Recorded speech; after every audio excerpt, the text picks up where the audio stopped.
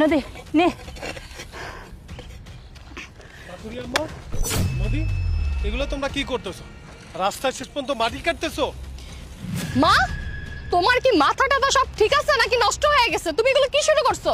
তুমি রাস্তায় এসে মাটি কাটতেছো? মাটি কাটবো না কি করবো? কি কাটবা না তো কি করবে মানে? কি বলতেছো তুমি এইসব? হ্যাঁ, তুমি রাস্তায় এসে মাটি কাটবা, তো আবার আমার ছোট বোনকে নিয়ে? আমার ইচ্ছা, আমি মাটি কাটবো, চুরি করবো, ডাকাতি করবো, যেটা মন চায় সেটা করবো, তাতে তোর সমস্যা কি? তুই আমার ব্যাপারে তুই কথা বল। কে রে? কে তুই? মা, আমি বুঝতে পারতেছি না যে তুমি এগুলো কি শুরু করছো। এলাকার মানুষজনকে আমাদেরকে চিনে না, তুমি যে এখানে এসে মাটি কাটা শুরু করছো। মানলাম তোমার ডায়াবেটিস হয়েছে, তো কি হয়েছে? তুমি হাঁটাহাঁটি করো, তুমি কেন এগুলো করবা?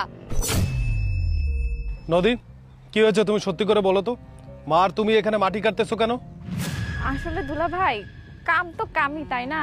আর আমরা তো এমনিও কোনো কাম করি না, তাই ভাবলাম মাটি কাটার কামটা নেই।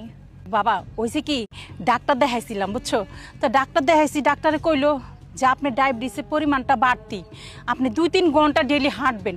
তা ভাবলাম 2-3 ঘন্টা ডেইলি হাঁটমু, তা যদি একটু মাটি কাটি, কিছু টাকাও হইলো, আবার মনে করো আমার হাঁটাও হইলো, মনে করো আমার ডায়াবেটিসটাও কন্ট্রোলে আসলো, তাইলে এটা ভালো না? এর লেগে তো এই মাটি কাটার কামটা নিছি বাবা। নদী, তুমি সত্যি করে আমারে বলো তো, মা তো বলতেছে না যে কি হয়েছে, তুই বলো তো কি হয়েছে? না না ভাইয়া, সত্যি কিছুই হয় নাই।